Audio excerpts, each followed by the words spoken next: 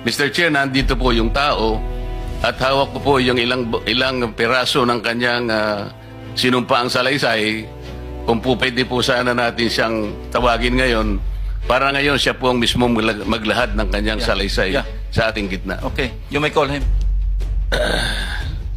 Mr. Chair, I'm calling Mr. Orly Regala Gutesa para po humarap siya sa atin. Mr. Gutesa, kayo po ay umupo dito sa may gitna. Pakibigyan mo ng po si Mr. Chair. Page. Bigyan mo si Chair. Mr. President. Bigyan mo si Mr. President.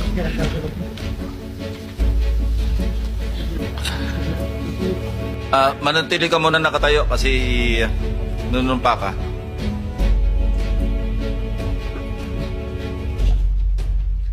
Okay, raise your right hand. Yeah. Do you swear or affirm to tell the truth, the whole truth, and nothing but the truth in this proceeding? Salamat. Take your seat, please. You may proceed. You may continue. Salamat po, Mr. Chair. Mr. Gutesa, kaninang ako'y nagpapaliwanag para ipakilala kita. Narinig mo yung aking sinabi. Yes, Your Pwede Honor. mo bang i-confirm na kung ano yung sinabi ko ay yun nangyari kahapon? I confirm, Your Honor. Salamat po. At ngayon po ay hawak ko nga ang inyong sinumpaang salaysay na nung draft ito ay binasa ko. Ganun din nga po at wala namang pagbabago. At gusto ko lamang pong sabihin ninyo na mayroong pirma sa ibabaw ng pangalang Orly Regala Gutesa. Kayo po ba ang nagpirma nito? I confirm, Your Honor.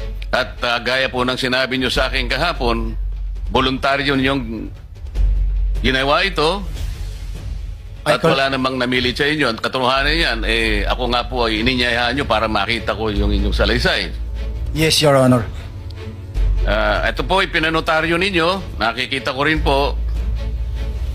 Maraming salamat, Your Honor. Mr. Chair, can he proceed? You may proceed.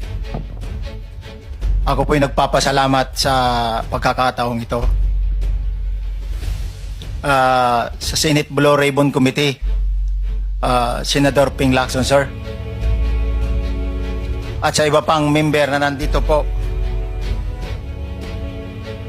Ako po si Orly Gutesa, may asawa, nasa tamang edad, Pilipino. Makatapos makapanumpa na ngayon sa umiiral na batas ay nagsasaad at naglalahad ng gaya ng mga sumusunod. Ako po ay lumabas upang